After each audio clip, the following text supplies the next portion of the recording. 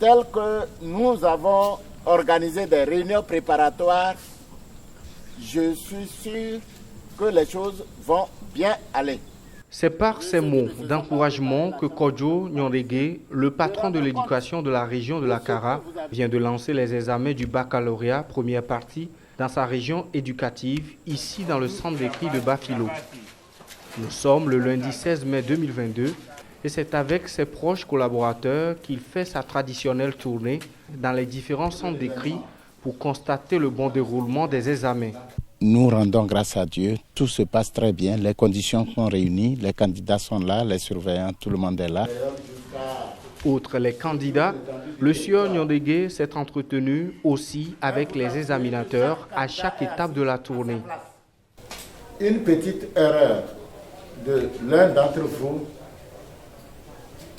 sera dommageable à un candidat ou à tous les candidats et également à la région.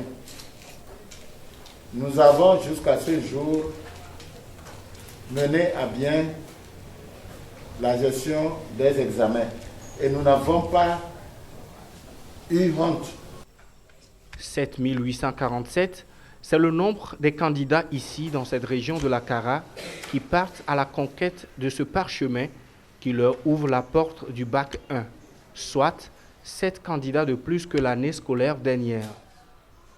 Pour la mise en œuvre de cet examen, nous avons ouvert 21 centres d'écrit et mobilisé 547 surveillants. Tout se passe, comme vous l'avez constaté, dans le strict respect des mesures barrières. Cette année scolaire, des grèves du corps enseignant ont jalonné les activités. Ici à Kara, l'on pense que l'impact qu'auront ces grèves sera moindre sur le rendu final de ces élèves.